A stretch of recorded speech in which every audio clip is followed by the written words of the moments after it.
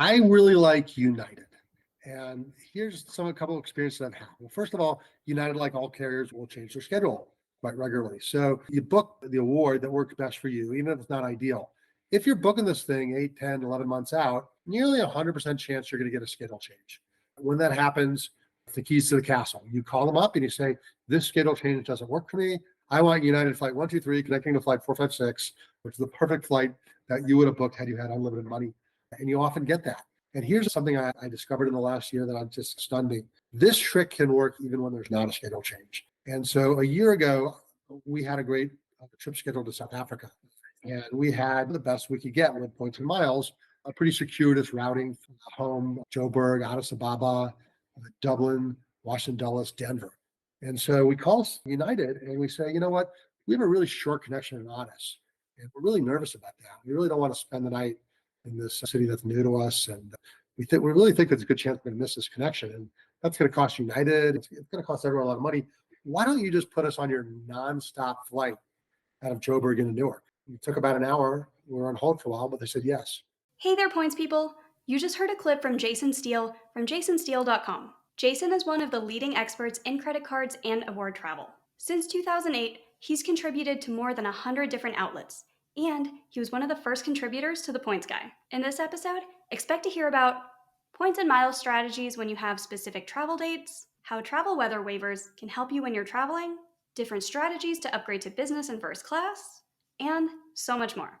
In this episode, Jason and I also talk about some of the benefits of using United Miles. And one way to start earning more United Miles is with the United Mileage Plus Explorer credit card. Remember, if you decide to apply for the United credit card or any other cards, never apply directly through Google. Always use a friend or creator's referral link. And if you're interested in supporting this show when you apply for your next card, check out geobreezetravel.com/cards. And if you're not sure what card is right for you, I offer free credit card consultations at geobreezetravel.com/consultations. And we have links to the United Mileage Plus Explorer card and the free consultation form for you in the show notes as well. And now, on with the show.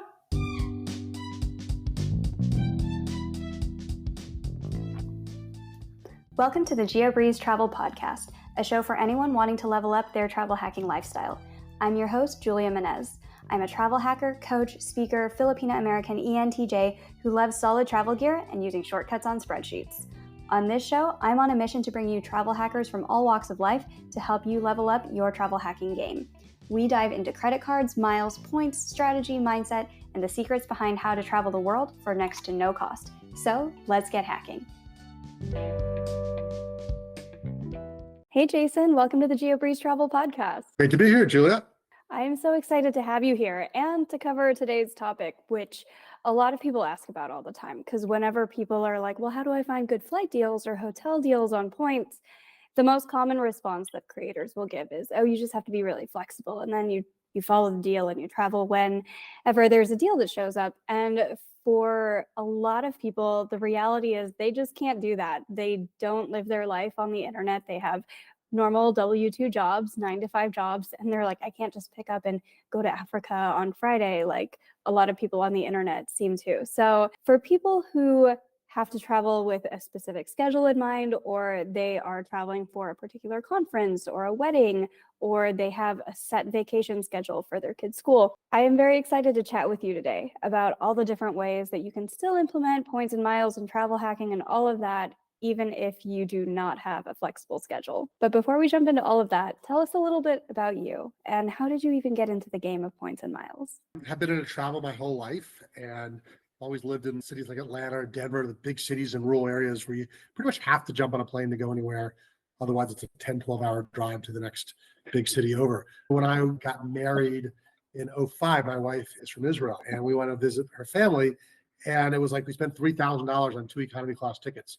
We're like, this is ridiculous. So right after that, we bought a house, we renovated it. I started getting serious about it. I signed up for a few promotions. Obviously, I got an airline credit card. I charged a lot on the card.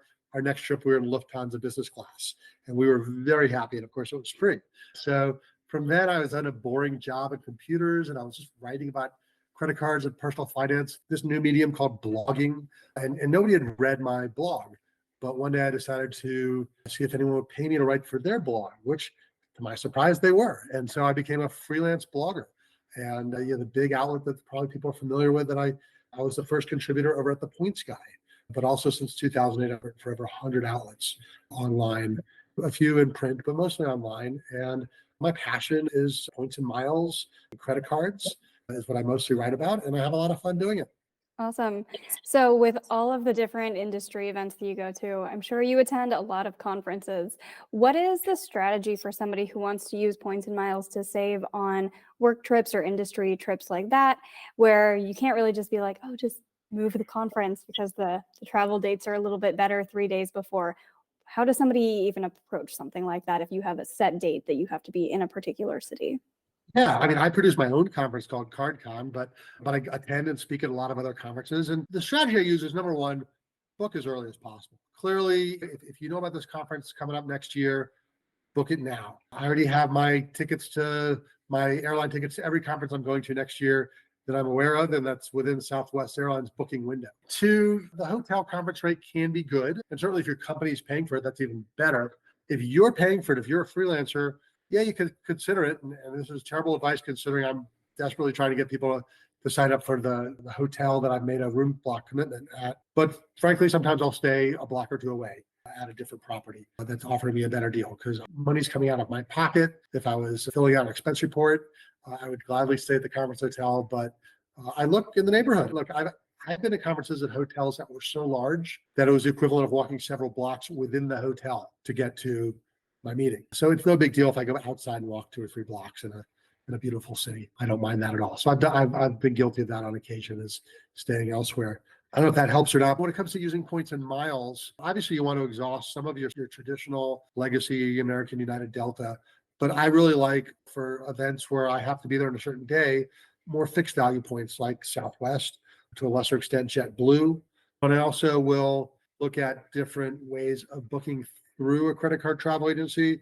For example, you get 1.5 cents in value per point redeemed through the Chase Rewards Travel Center if you have the Sapphire Reserve card. Now that the value of Southwest points is declining closer to 1.3, 1.4 cents, I might as well just book it through Chase. They just allowed you to do that online through their travel center. And not only will I get 1.5 cents in value per point, but I'll get more than that because I'll earn points from it. I'll earn credit towards elite status. So you can do something similar with the Amex Business Platinum, gives you a 35% points rebate for the carrier you designated for your $200 annual fee credit. 35% rebate, if you do the math, works out to 1.54 cents in value. And it also works with any carrier if you book first class.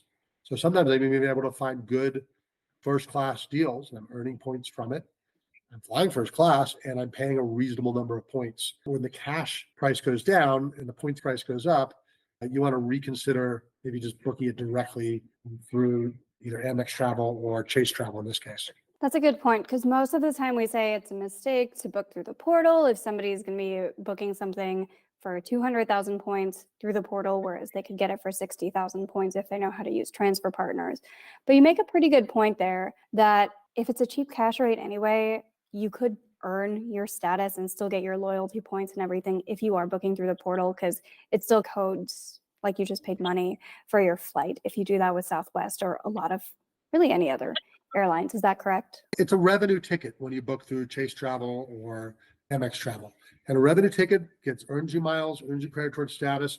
At least in the airline world, it's every bit as good as if you booked it through the airline itself. Hotel is different. You book hotel through Chase Travel or Amex Travel, you will not earn loyalty points. You will not earn credit towards elite status in most cases. If you are traveling for a work thing and you book it with points, I know you're not an accountant, but how do you normally work that in with expense reporting? Because you mentioned expense reporting before. Yeah, there's a couple ways you can do this. It all depends on what you're comfortable with. In theory, especially if your boss says it's okay, price out a cash ticket and then redeem your points. And if your boss is okay with it, send in the value of it. Or heck, I suppose you could even book it and then cancel within 24 hours. And then you'd actually have a receipt for the flight that you would have purchased. The only thing that would be different is your confirmation numbers. You have to decide if you think that's dishonest or not. But another way to do it, and I'll give you a good example. Right now, I'm in charge of booking travel for my daughter's speech and debate team, which is a nationally competitive team, travels around the country. Because I'm a travel expert, I volunteered to do that. I'm doing it in the way, frankly, that earns me the most points. So I'm booking it right now through my Chase Freedom Unlimited, which not only gives me 5 points per dollar on the Chase travel portal, but gives me another 5 points because they're doing that matching offer. And now I'm earning 10 points per dollar spent. And the travelers are getting a revenue ticket, the nonprofit that helps fund the team's travel. So reimbursing me, and I'm not taking a commission, and they know I'm happy to earn the points for my work. So if you have that opportunity, a lot of companies use a system called Concur, which books it for you, and you don't really earn much from it. But if you work for a very small company or a company that doesn't use Concur or lets you book it yourself, yeah, use the card that gives you the most points per dollar.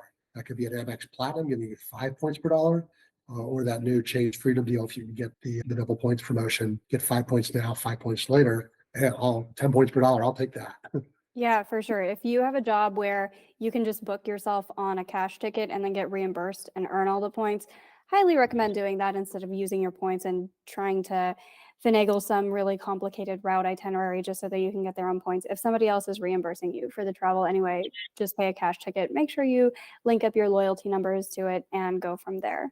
If you are in charge of covering your own ticket, what are some of your favorite airlines for if you have to do travel that is not flexible at all? I know you mentioned Southwest before. Is that the preferred one? For me, it is, because look, they're going to give you the direct correlation between the cash value of the ticket and the number of points you pay. And if you book it far enough in advance, you do really well. The other thing is I have a companion pass. My wife has a companion pass. 2 companion passes mean 2 free tickets.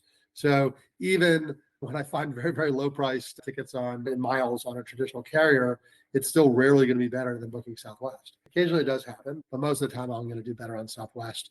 It's just, I also get the 2 free check bags. I don't have to pay for any seat assignments, some advantage, change fees, and you book it now. If the price drops a little bit later, of course, you can refare it basically and get the points back. If you have to cancel, it's fully refundable when you book with points. You get the points back. Most airlines do that now. I say that's like the only good thing to come out of COVID. Yeah, for sure. And with Southwest flexibility and price matching, they are definitely a favorite amongst people who have to change their plans all the time and can't really be flexible with their travel, where they're like, we have to go on these dates, and repricing with Southwest can be a really good trick there. What if somebody is going internationally or somewhere that Southwest just doesn't fly? What are some of the other good airlines as far as favorability with repricing or having to cancel flights or having to move it to a specific date? Do you have any favorites abroad? I really like United. And here's a couple of experiences I've had. Well, first of all, United, like all carriers, will change their schedule quite regularly. So you book the award that works best for you, even if it's not ideal. If you're booking this thing 8, 10, 11 months out, nearly 100% chance you're going to get a schedule change. When that happens, it's the keys to the castle. You call them up and you say, this schedule change doesn't work for me. I want United flight 123 connecting to flight 456, which is the perfect flight that you would have booked had you had unlimited money. And you often get that. And here's something I discovered in the last year that I'm just stunned me. This trick can work even when there's not a schedule change. And so a year ago, we had a great trip scheduled to South Africa. And we had the best we could get with points and miles, a pretty circuitous routing from home, Joburg, Addis Ababa, Dublin, Washington Dulles, Denver. And so we call United and we say, you know what, we have a really short connection in Addis. And we're really nervous about that. We really don't want to spend the night in this city that's new to us. And we really think there's a good chance we're going to miss this connection. And that's going to cost United. It's going to cost everyone a lot of money. Why don't you just put us on your nonstop flight out of Joburg into Newark? It took about an hour. We were on hold for a while, but they said yes. It was unbelievable. So there are circumstances where if you ask nicely, you have a good reason, United will put you on their own metal. So first you start by making sure you have a ticket booked from point A to point B. But then you call them up and just see if you come across a nice person who's willing to open up the same reward availability. Even if there's not a schedule change, yeah, we did have a short layover in Addis, that's for sure.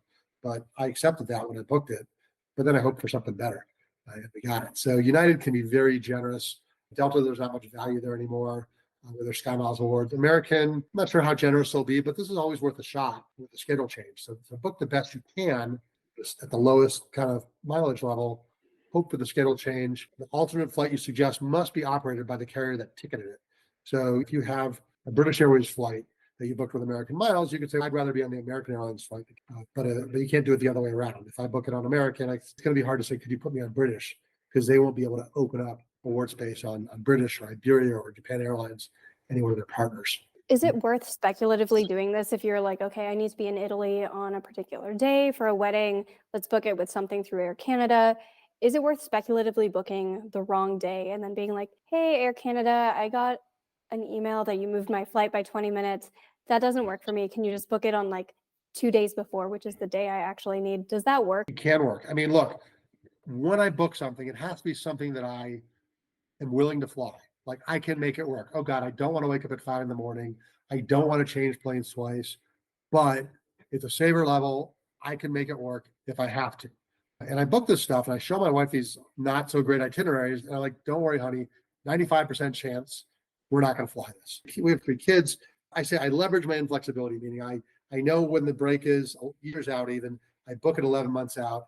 Even if it looks like crap, I say, don't worry, we're probably not going to fly this. We're probably going to fly something different. And sometimes it comes up to the last minute. I'll give you an example. On the way to South Africa, we had a Delta ticket early in the morning and we weren't too excited about it. Sure enough, this big storm is heading towards the Northeast. And I was able to predict that Delta was going to have a weather waiver. And sure enough, they did. And we said, you know what, let's just go to New York a day or two early. We'll go midday. We'll hang, see some family, do some fun things before we continue on to Egypt and South Africa. And that worked out. A weather waiver hit my return trip from New York a couple of weeks ago, and I was able to change it in my favor. I think they gave me like a week plus or minus. So sometimes there's weather waivers. The other reason I like United, and this is true of any other Star Alliance carrier, but Lufthansa is well known for opening up award space in business class within 2 weeks of departure. I've seen some information that indicates it could be as much as a month. So book something that's crap on United that you don't want to fly, but at least it'll get you there if you've got to be there. And then start checking Lufthansa award availability, not just from your home airport, but from any other airport that you can get to, say, the Southwest ticket or some other positioning flight to a gateway city. And Lufthansa flies to some 20 cities in North America, give or take. So yeah, book something you don't like, and then hope Lufthansa business becomes available. In that case, your points would be stuck with United. So that is something that people have to keep in mind is you have to double book 2 things where you book a United flight that you may or may not want to take. And then if Lufthansa opens up, which it's not going to do until the last minute, your United points are then stuck there. So if you had to move a whole bunch of Chase points over, they're there. No, actually, that's not quite what I'm suggesting here. What I'm Okay. suggesting is you change the flight you booked with United Points. So let's say I booked Denver, Toronto, Vienna, and then Vienna to Athens on Aegean. Okay, and Toronto to Athens, I booked on Air Canada. So I'm using Starline carriers. And then a week before, I see, I have Denver, Frankfurt, Athens. I'm using those same United points because there's no change fees, no cancellation fees. So I canceled my United ticket and my frequent flyer ticket I booked with United Miles, and I booked Lufthansa using those same United Miles. So I haven't double booked and I haven't stranded any points. Okay, it's all still booked through United. You don't have United over here and then Using like United Lufthansa. points to book Lufthansa. Yeah, and those Lufthansa tickets usually won't open up until T-minus 3 weeks out or something. Historically, it was 2 weeks, but I've read some articles that say it could be as much as a month. So if you're able to check in on it starting a month out and then check a little bit more obsessively starting 2 weeks out. And like I said, don't just look at your home city. I live in Denver. I can get to Chicago like that. I can get to LA like that. $100 ticket or a few thousand points on Southwest. So I'll look for any city where I feel like I can conveniently get out to jump on that Lufthansa flight. Now, if I can get Frankfurt or Munich out of Denver, I'm a happy guy. You mentioned weather waivers. How do those work? Do they just email you, hey, free rain, there's like a storm coming in, you can change your flight to whatever? That's probably not what they say. How does it actually work? It works pretty much like that. So when there's a major weather event that's predicted, like a big storm in the Northeast is somewhat common, thunderstorms in the Southeast, a blizzard in Denver, something like that, they will proactively send an email, although you might not get it. You might have to look at the website and say, anyone flying in and out of the following cities. So let's say there's a big storm in Boston like there was the other day. I presume there was a weather waiver. They might list 20 cities, Rochester and Manchester, New Hampshire and Providence, Rhode Island, Hartford, Connecticut. If you have a flight within this time frame to or from one of those cities, you get a weather waiver, which means you can change and you can add subtract days. From the airline standpoint, they're saying, hey, we know we're going to be canceling some of these flights. We know we're going to strand a lot of passengers. Why not give them the chance to get out of the way of this storm ahead of time? Either fly early like I did last year, or maybe cancel their trip. Maybe they were going to do some event that's going to be canceled anyway. Or maybe, for whatever reason, maybe they've already canceled flights. They're going to let people rebook themselves onto what's available. And that helps them and it helps you. So the weekend, December 7th, I'm flying into LaGuardia. I'm flying out the 9th back to Denver. After I get off my plane, it says weather waiver. And not only does it say LaGuardia, it also says I can fly out of a co-terminal, which in this case is Long Island MacArthur. And coming back to Denver, I can fly either to Denver or to Colorado Springs, about 60 miles from here. So when Southwest does it, they even open up co-terminals, departing and arriving, which is really neat. There are people in these big metropolitan areas who maybe I live near Washington National, but it's cheaper to drive to BWI. Now you get this weather waiver. It's like, boom, I'm going out of National.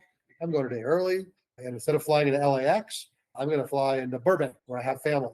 And they don't want to pick me up at LAX anyway, but LAX was cheaper. And now I'm going to fly right into Burbank. So you can fly in and out of these expensive airports. It's basically the keys to the castle. It's up to you to pick any available seat on any available flight within that window that they give you, maybe a week plus or minus. And you can't beat that. It's like you're the CEO of the airline and you're just like, get me a seat there. You don't even care about the price because it's all the same price. That's a fun time. That is also a really convenient trick for people who live in a particular area where you do not want to be in that area in a given month or week or something. So, for example, people who live in Florida during hurricane season, maybe just book something because you're probably going to have a weather waiver anyway during hurricane season coming in and out of Florida. So then you can just change your flight to go somewhere else. Or if you are in Chicago during blizzard season anyway, or the Northeast during blizzard season, chances are you're going to be hit with a weather waiver anyway. And you probably don't want to be at home during that terrible weather. So if you're like, I'd maybe like to escape to somewhere tropical from Chicago during January or February, just go ahead and book something that you'd be willing to take 11 months out and then wait for some kind of either schedule change or weather change, because then you'll be able to book it. That could work. Another strategy, honestly, like this big storm last year, I could see it happening. Like I saw the weather barreling into the New York area and I kept checking Delta's site for the weather waiver. I knew it was going to happen. And sure enough, 3 or 4 days out, it did happen. The point is, you look at your long range forecast and hey, there's a hurricane coming towards where I live in Florida. Maybe I should book a flight out now, whatever the cheapest flight is, doesn't matter when it is. And the chances are they're going to give me that weather waiver. And then I could rebook that to leave when I want to, as long as there's a seat available. The weather forecasters are a little bit ahead of the airlines, meaning if I look at the long range weather forecast and I see some huge blizzard barreling in on Denver 7 days from now, maybe I book my ticket to Cancun 7 days from now. And then maybe 3 days from now, they issue a weather waiver. And I say, you know what? I guess I'm going to jump on that flight to Cancun tonight or tomorrow. As long as there's a seat available, I can get out of town no matter how I want to, because that weather waiver is going to affect us. So with a little bit of savviness, maybe some meteorological skills or information, you can outsmart the airline. Just booking far ahead, like you mentioned, because if you get, hey, there's a schedule change, or hey, there's some weather or something, be a little bit opportunistic and use that to get a more favorable flight as well. I booked an international flight a few days ago, and within like 24 hours, I got a schedule change email. It was insane. So how about hotels? I know that hotels are generally just super flexible anyway, where usually you can cancel your reservation up to 24, 48, 72 hours, depending on the hotel. But are there ever any instances where maybe somebody has a prepaid rate and then they can't really be flexible about it for some reason? It's for an event, it's for a wedding. And are there any other tricks that somebody should know when it comes to hotel bookings? If you're like, the room I need is just not there, or I need 2 rooms because we have a large family in Europe, what can be done? Yeah, hotels are pretty easy compared to airlines, right? The major programs out there, at least the good ones, Hyatt and Wyndham, a lot of these programs will give you any available unsold room on points, which is nice. What you do have a problem with is when there's a major event in a city. And so I like to go to a couple big events every year, one of which is the AirVenture Oshkosh. And I'm kidding you not, Hilton Garden Inn sells for $800 a night. La Quinta Inn sells for $600 a night. This is La Quinta by the highway. that tonight is probably something like $70. But in late July, with 500,000 people go to this event, every hotel within 60 miles is sold out. So what do? I use my Wyndham points for La Quinta. And because they're selling it at $600 a night, guess what? They're not sold out. They still have rooms. But I'm paying 15,000 points a night, but it's actually 13,500 because I have the Wyndham Business Earner card. 13,500 points a night for a $600 room. Never mind the fact that I don't have to camp out on the field. I actually have a hotel room. A lot of people are camping out at this event. The other big event I go to every year is the Albuquerque Balloon Fiesta. It's the only thing that ever happens in Albuquerque every year. It's otherwise a pretty sleepy town, but that week everything is sold out. This year we stayed at a Hilton. Next year we all also have the same Hilton. I book it far in advance, but the 2 or 3 Hyatts, they're already gone. They're gone. I don't even know if they're ever available. I think someone books the whole hotel and then releases it about a month out. So that's another trick, is when organizations book a whole block at a hotel about a month out, they'll release any additional rooms. So if everything looks sold out, start looking 30 days out and see if something comes up. But of course, if there's a big event, it's going to come up pretty close to the rack rate. Unfortunately, a lot of hotels will wiggle around the terms of their any room availability. They'll tell you that the room on the second floor is a high floor, or the room facing the street is a city view or something like that, and they'll wiggle out of that. But Wyndham doesn't seem to do that. Wyndham, seems to truly make all their rooms available, at least at some of their brands like La Quinta. That's nice. But even Hyatt, like Hyatt in Albuquerque, about a month out, you'll find space. Yeah, a lot of people will mention Hyatt because it has an award chart, whereas Marriott and IHG and Hilton tend to be a little bit more revenue based. But I feel like we don't mention Wyndham enough because they also still have an award chart, and 15,000 points for a 1-bedroom, or 30,000 if you're booking like a 2-bedroom house style type of rental can be a really, really good find, especially if you are bringing your whole family to an event. Yeah, you mentioned the house style. People think of La Quinta. It's not the aspirational award. Nobody dreams of taking a vacation at La Quinta. It's not terrible. But yeah, these house style, we did a 2-bedroom in Maui in March using Wyndham points. And again, with that credit card, it's a 10% discount. So 10 nights, 2-bedroom, 270,000 points, which I think it was $6,000 normally. So we got really good value.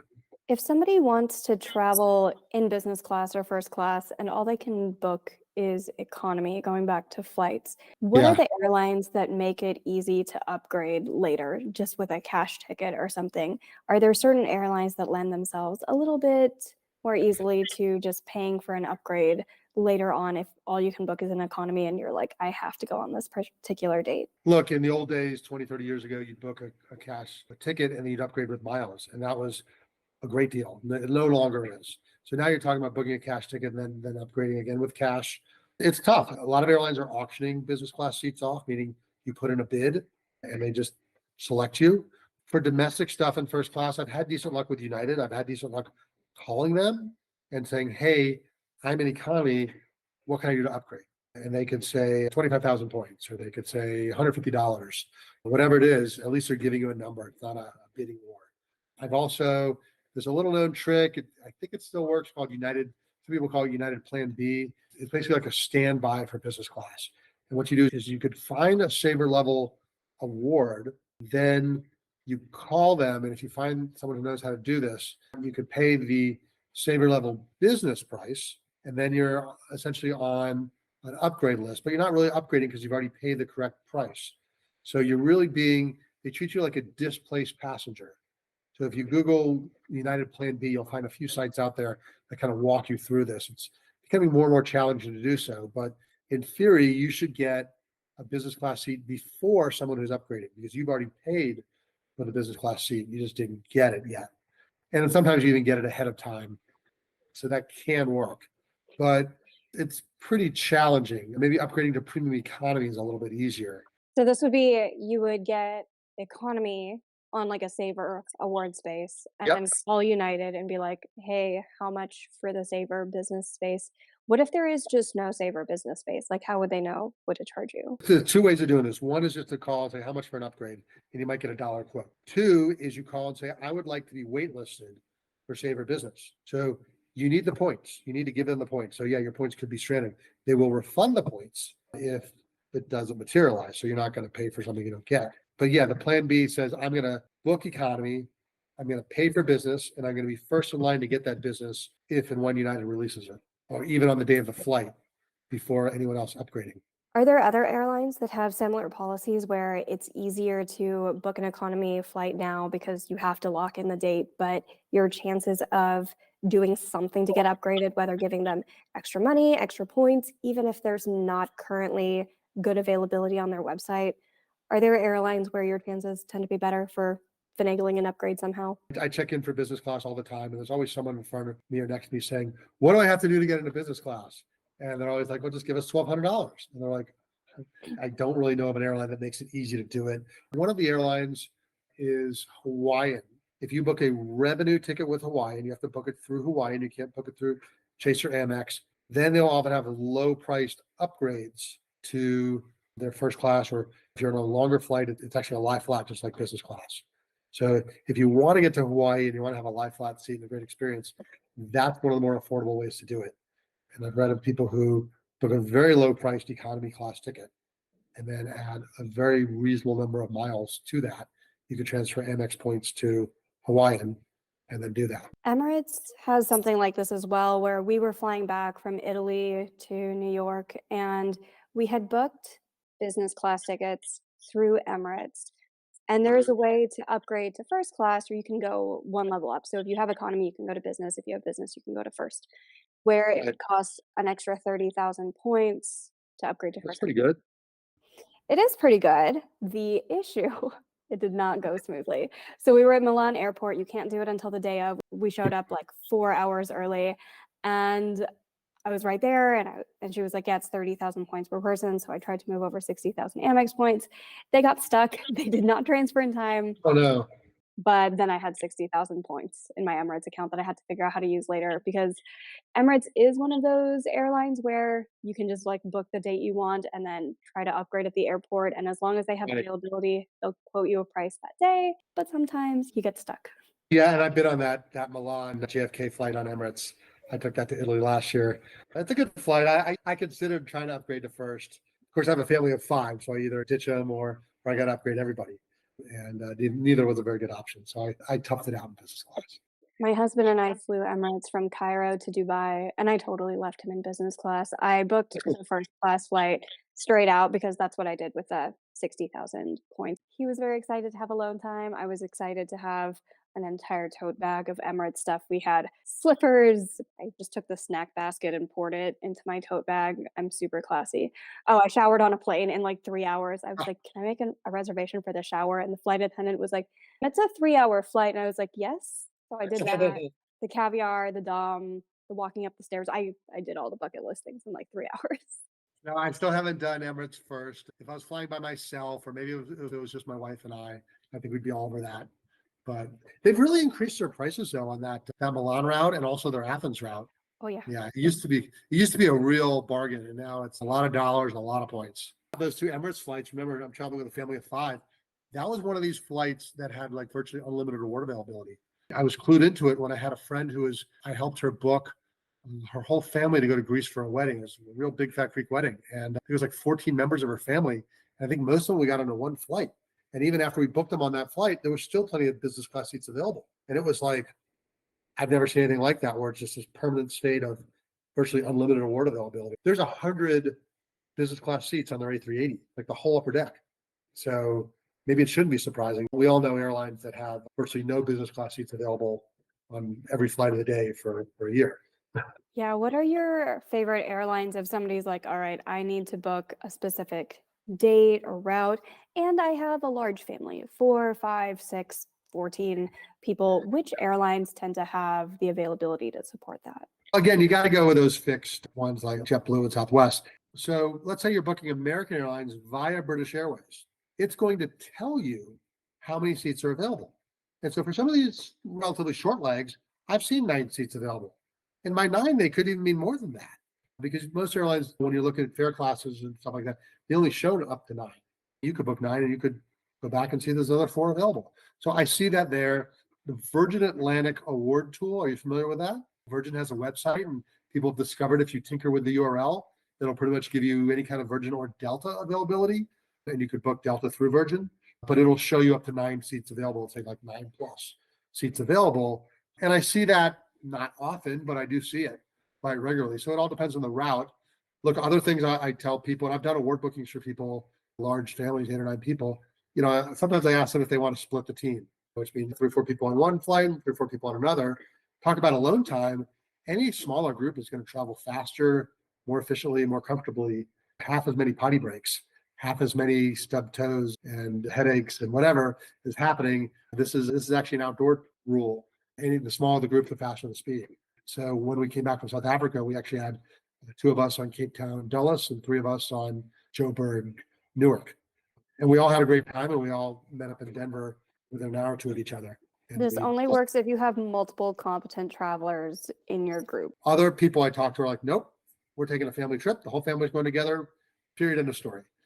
And I get it. Look, when you're in economy class, you're going to find a lot more award availability.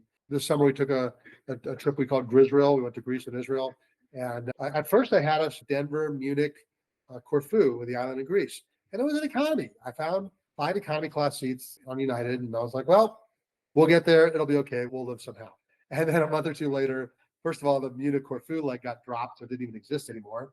And then one day I read that LA, London was wide open in Polaris business. The benefit of reading travel blogs all day long every day is you find out these things. So now we had 5 LA, London, and then for $100 each, we got London Corfu on EasyJet. And so really in the end, it was no big deal. We got that fun 12-hour Polaris flight. I'm not being sarcastic, but it's a lot more fun to fly 12 hours in Polaris than it is to fly 6 or 7 from New York to London, where you get, by the time you have dinner and between dinner and breakfast, you only have an hour or 2 of sleep. Sometimes it feels like we got a good night's sleep, got to see London, continued on.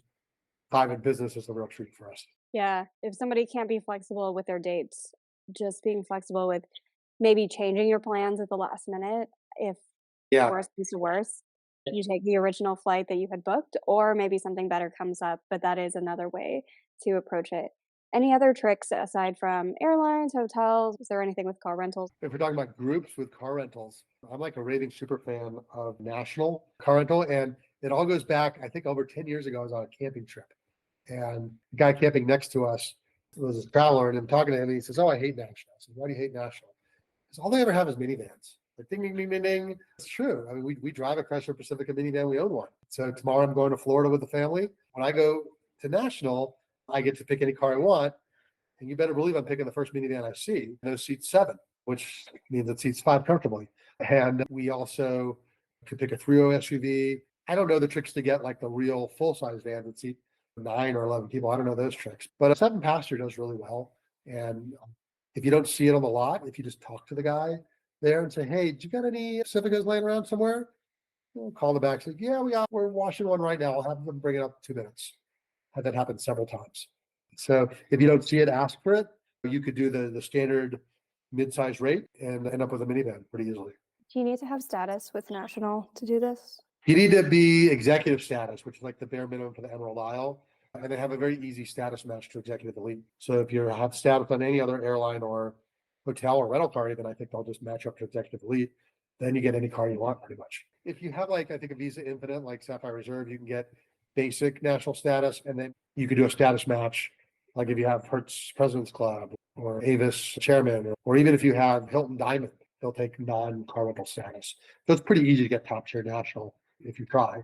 And then you skip the counter, walk straight to your car, walk straight to the lot, pick any car you want, show them your ID on the way out. It doesn't get any better than that. I've driven around in Mercedes, BMWs, Audis, Mustang convertibles, souped up muscle cars. But of all those, when I'm with the kids, the minivan is our favorite. Ironic. "Oh, you have this great sports car." No, thanks. We'll take the minivan. We're talking large groups. I'm a Hyatt Place super fan. Almost every Hyatt Place is going to give you a room with 2 queen beds and a fold-out sofa. And you and I don't want to sleep on the fold-out sofa, but your average 7-year-old can't wait. He thinks it's the coolest thing in the world. Even up to about 10 or 11, they think it's pretty cool. So even families of 4, the kids get one bed each, and the adults share a bed.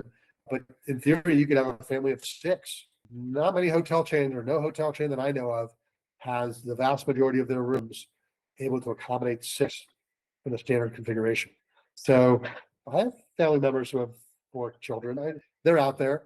and they don't get a lot of love from the blogs. Everyone wants to live vicariously through singles and childless couples. But if you're a big family, one or two high place rooms can sleep up to 12. That's pretty cool. Yeah, especially in the US, I feel like it's a lot easier to pull that off. With Europe, they have those fire codes, which make it a little bit more challenging. You're absolutely right. I met a family that had, let's say, 4 or 6 kids, and they said they got kicked out of their vacation rental because it wasn't approved to sleep that many. This was in Italy. So yeah, you got to be really careful in Europe. But look, in Amsterdam, I stayed in wasn't a hostel, but it was like a family hotel, and they had 2 bunk beds plus a regular bed in a room. The Comfort Inn Boulevard in downtown Rome is gorgeous, and they have rooms with 4 single beds. So if you look, Expedia is a good trick for this. If you look and you specify you actually need 4 or 5 or 6 or whatever, you can come up with stuff. And then after that, oh gosh, in Tel Aviv, we were in a vacation rental, and granted it was $200 a night. They got like 4 bedrooms. It was enormous. It must have been 2,000 or 3,000 square feet. It was like a whole floor. The elevator opened up to a room. Definitely, I'm a hotel guy. I'm not interested in vacation rentals, but as your room gets bigger, the vacation rental option becomes much more attractive. So with all of the different tips and tricks that you've learned for people who either have a fixed schedule or need to find a lot of seats on a plane or beds in a hotel room on a specific date for a specific event, what would you say is your number one tip for people listening today? Leverage your inflexibility, meaning, like I mentioned before, I know when my kids' winter break is next year. I know when their spring break is next year. So knowing we're going to take our spring break, whatever dates in 25, right? I can jump on that exactly 11 months out. I can see if United has a saver award to Hawaii. I can grab, maybe even 13 months out, I can grab a suite at the Hyatt Regency in Cancun or wherever. I can do those things that the single and childless couple friends of mine who I'm envious of, I can do those things that they would really do because I know when my kids' breaks are. I know how far out that I can book things. I can grab things maybe they can't. Great tip. And speaking of great tips, can you give a shout out to somebody else on the internet who you would recommend listeners follow for even more points and miles advice? Ooh, I got lots of friends who do this. A site I recently found, I don't know who runs it, called Miles Earn and Burn. I just found it like a few weeks ago. Maybe you've been reading it for years. I don't know, and they have a lot of really cool advanced level tricks. Let's just call it. Eager to check that out every day and see what cool stuff they've come up with. I like Miles Earn and Burn. It's another guy in the internet named Matt who is into points. There's 15 gazillion Matts in the world. He is very anonymous. I really enjoy his blog for more advanced level things. Sometimes I do feel like it's like trying to solve a Da Vinci Code, and I think it does frustrate a lot of beginners because they're like, what is he even talking about? But if you're more advanced, I think you will enjoy the blog, Miles Earn and Burn. And where can we find you on the internet? Yeah, I'm at jasonsteele.com, and there I have my favorite Southwest tricks I posted there, and I do award travel consulting for individuals, and more of an author site because, like I said, I mostly write for other people. Awesome.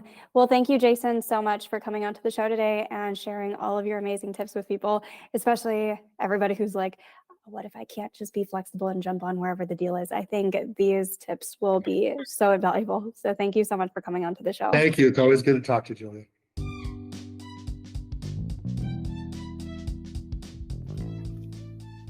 Thank you so much for listening to today's episode of the GeoBreeze Travel Podcast. If any of the cards mentioned in today's episode piqued your interest, please check out the links in the show notes for more information on any of the cards. Also, if you apply for a card using the links on that page, I may receive a commission too, so please and thank you. P.S. I hear the links work better in Internet Explorer or Safari, and sometimes the credit card applications tend to glitch out in Chrome. Additionally, it would mean the world to me if you could subscribe to this podcast, leave a 5-star review, and share it with a friend. And if you would like to make even more travel hacking friends, please sign up for the Patreon to access our monthly masterclass hangouts. We dive deep into a particular points program each month, and you'll get to ask all of your travel hacking questions and enjoy being around other people who enjoy points and miles just as much as you and I do. If you would like an invite to the next one, head over to geobreezetravel.com/hangouts to sign up to be on the invite list. Take care and happy travels!